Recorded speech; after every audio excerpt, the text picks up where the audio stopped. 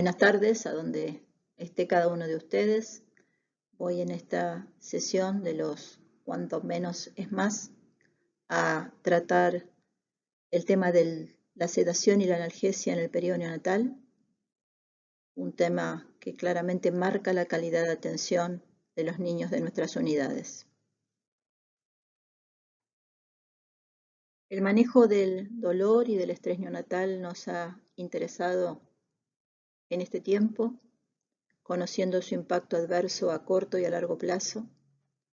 Hemos intentado buscar herramientas de evaluación objetivas, validadas, probablemente sin mucho éxito, y también hemos aprendido sobre su abordaje terapéutico. En CIBEN ha sido un tema que ha estado presente desde su inicio, con aquel consenso sobre el abordaje terapéutico del dolor y el estrés en el recién nacido, uno de los primeros consensos, hasta publicaciones como el Neopharma, en donde se actualizan los aspectos del abordaje farmacológico del dolor.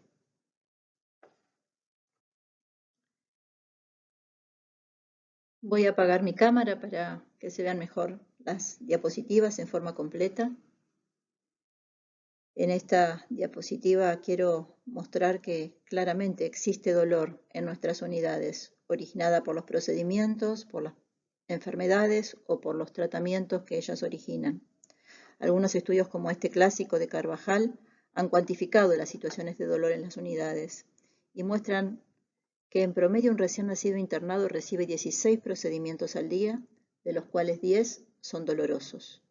Del total de procedimientos realizados, un 70% origina dolor y un 30% estrés. Dolor y estrés son condiciones diferentes pero muy relacionadas. Para ambos, el recién nacido, aún el recién nacido prematuro, tiene estructuras anatómicas y mecanismos fisiológicos para su percepción. No solo lo sienten, el dolor en el recién nacido tiene características peculiares. Aquí vemos alguna de ellas. La hiperalgesia y la sensibilización, el bajo umbral para el dolor y que aún disminuye con los estímulos repetidos. En prematuros, los campos receptivos superpuestos que generan expansión de la zona afectada. Desbalance de transmisores en detrimento de los inhibidores, o sea, disminución de la respuesta moduladora inhibitoria. Y en recién nacidos de término, las respuestas exageradas, fisiológicas y hormonales en relación al niño mayor. También sabemos que dolor y estrés, y como abordaremos en esta sesión su manejo, pueden afectar el neurodesarrollo. Existe consenso de este impacto no solo a corto, sino a largo plazo, con evidencia de somatización, de cambios en la forma de procesar y de responder al dolor, y de dolores recurrentes.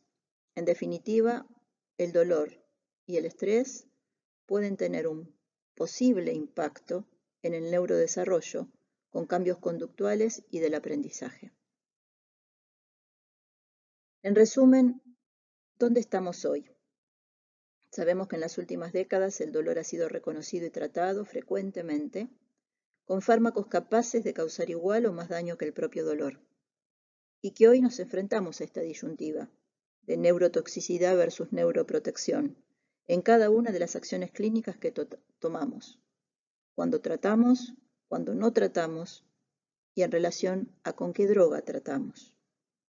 También sabemos que no hay estrategias sistematizadas para abordar la prevención.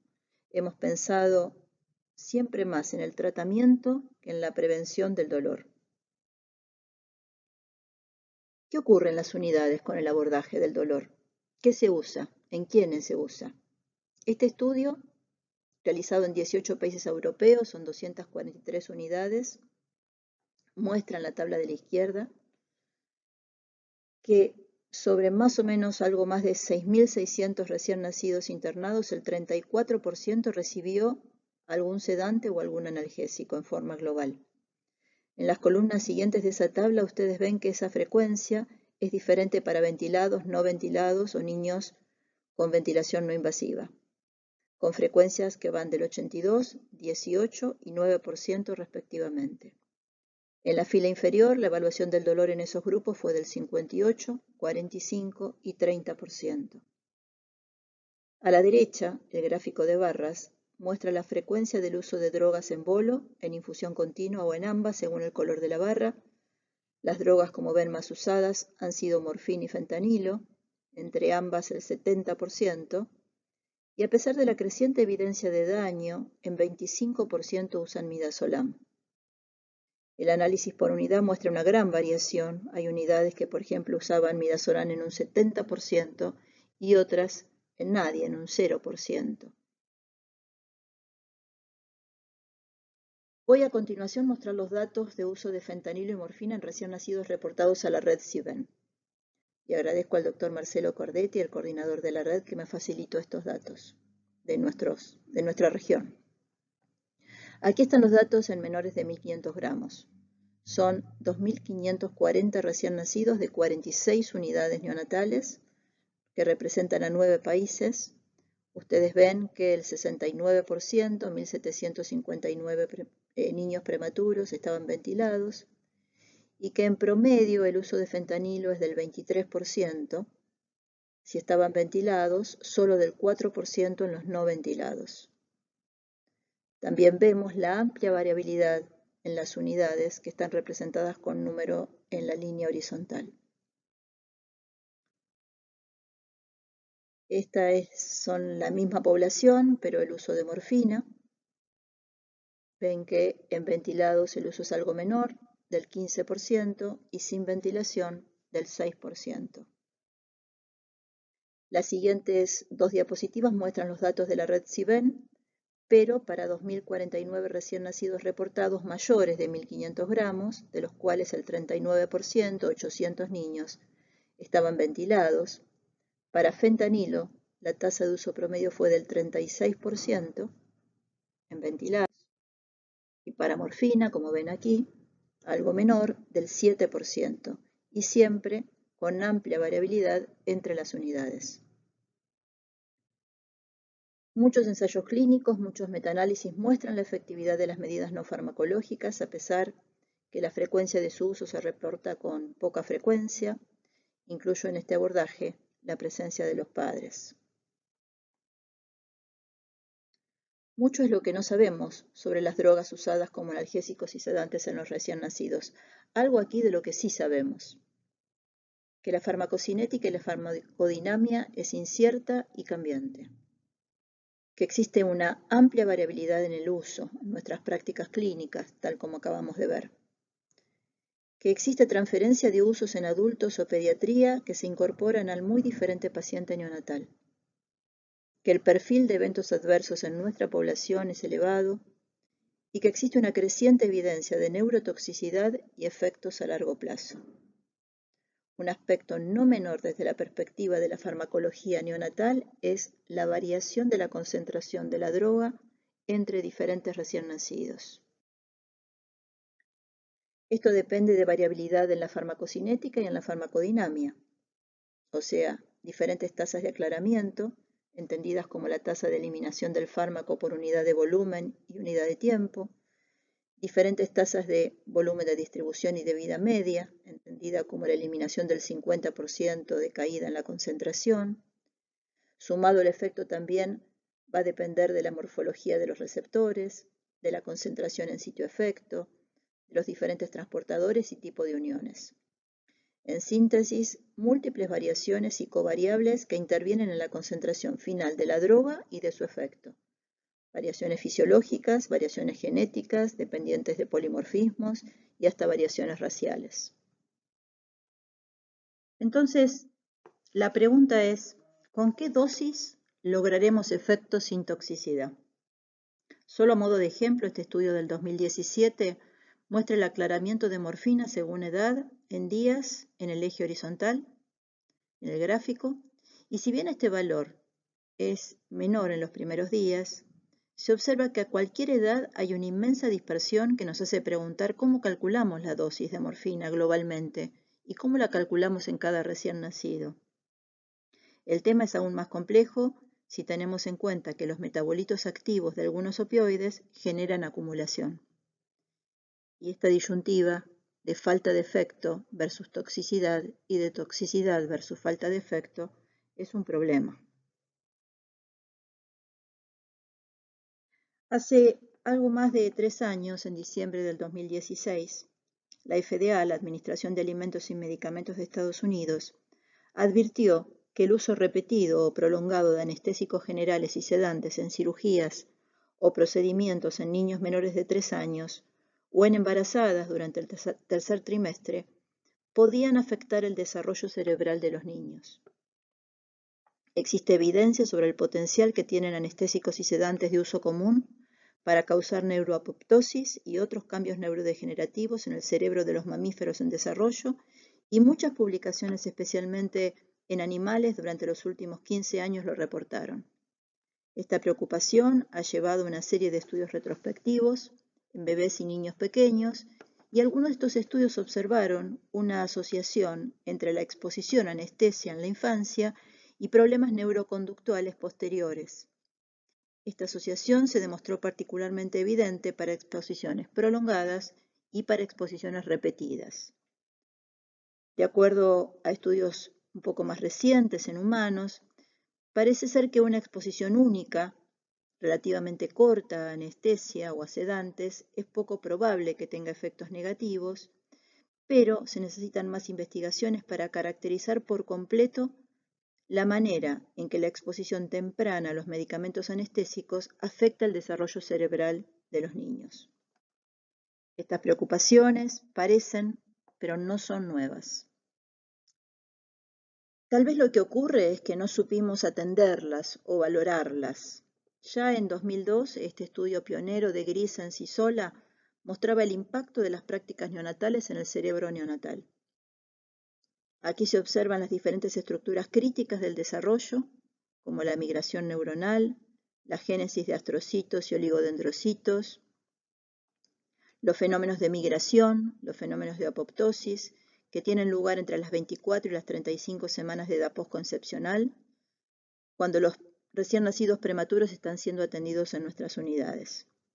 El artículo describe, con precisión, cómo la combinación de factores prenatales más postnatales, el medio ambiente, las prácticas clínicas, las drogas, los sedantes, los analgésicos, como estamos viendo aquí, desencadenan, aumentan o producen daño o disrupción en este programa de desarrollo cerebral que está ocurriendo. Como dice el artículo en 2002, absolutamente extrapolable al 2020, parece que lo que no sabemos es más importante que lo que sabemos. Algunos ejemplos. El caso midazolam. Vemos que se sigue usando a pesar de contar con evidencia creciente sobre su efecto de peor pronóstico neurológico en prematuros, aumento de la mortalidad, hemorragia intracraniana, leucomalacia periventricular. Deberíamos recordar que nuestro deber es primero no dañar. Sobre opioides y cerebro, sobre el efecto neurotóxico, hay múltiples publicaciones en la última década, tanto en animales como en humanos, mostrando los patrones de daño a través de mecanismos relacionados con apoptosis, antiproliferación celular. Incluso se ha descrito el síndrome de neurotoxicidad inducida por opioides, causado por la acumulación de ciertos metabolitos tóxicos de los opioides. Para terminar, me voy a referir a un efecto no deseado, seguramente subvalorado en los pacientes críticos en cuidado intensivo, incluyendo a los niños y a los recién nacidos. El doctor Alfredo García Alix se refirió a este tema hace un año en CIBEN, y voy a hablar brevemente del delirio en la unidad de cuidado intensivo neonatal. Delirio es una alteración de la conciencia, de rápido desarrollo, con fluctuaciones diarias, según el DMS-4, es una entidad muy común en adultos en cuidado intensivo. Los protocolos de manejo del delirio incluyen evitar o prohibir el uso de benzodiazepinas, entre otros, además de evitar la deprivación del sueño, disminuir los estímulos visuales o permitir estímulos visuales conocidos, igual que auditivos, el ingreso más frecuente de la familia. El delirio está siendo cada vez más reconocido en las unidades de cuidado intensivo pediátrico. Algunos hablan de hasta el 20%. En neonatos, lo único hasta el momento publicado son series de casos. Sin embargo, no es infrecuente recordar haber cuidado a algún paciente crítico crónicamente enfermo imposible de sedar. agitado, que lucha con el respirador, que tiene dosis de sedantes que escalan, que se cambian y que se agregan sin ningún tipo de efecto. Tal vez debamos en los próximos años identificar a estos grupos y considerar en ellos el diagnóstico de delirio. Les muestro en esta diapositiva una herramienta validada en pediatría que se llama CADP, Cornell Assessment of Pediatric Delirium, que se basa en ítems de observación relacionados con el estado de conciencia, con el distrés y con la actividad, según diferentes rangos de edad, aún para niños muy pequeños. Entonces vuelvo a poner mi cámara para los mensajes finales sobre el abordaje terapéutico del dolor y del estrés. Un abordaje no significa elegir una droga, un abordaje significa construir una estrategia que debe ser individualizada, basada en las características del recién nacido, en su edad gestacional, sus días de vida, su labilidad, su gravedad, su condición, el impacto que el dolor tiene en su condición, relacionada al origen del dolor, no todos los dolores son iguales, el tiempo previsto de evolución, cómo ha respondido en forma anterior a otros tratamientos o a tratamientos del dolor. De modo que, aparte de individualizado, el mensaje que quiero dejarles es que también debe ser responsable. Y un abordaje terapéutico para tratar o para sedar a un recién nacido requiere preguntarnos previamente si se usaron las medidas no farmacológicas, que muchas veces son suficientes, si se facilitó y si se estimuló la presencia de los padres dentro de las unidades de cuidado intensivo, las unidades de cuidado abierto, de puertas abiertas, si se respetó el sueño del niño. Y todo esto hace del abordaje un abordaje responsable. Los mensajes finales en esta sesión de Sin Menos No Es Más. Primero, no dañar, ya lo dije previamente. Antes de usar una droga analgésica o sedante, pensemos en Sin Menos No Es Más. La evidencia actual hace imprescindible su abordaje tratándolo, pero siempre teniendo en cuenta los riesgos del tratamiento. Y nuevamente, la presencia de los padres, porque la presencia de los padres constituye un factor esencial para atenuar el impacto del dolor, del estrés y de la internación en general, facilitando y mejorando el desarrollo futuro del niño. Me despido con esto, agradeciendo el tiempo y la posibilidad de participar en esta sesión de los Cuando Menos es Más. Muchas gracias.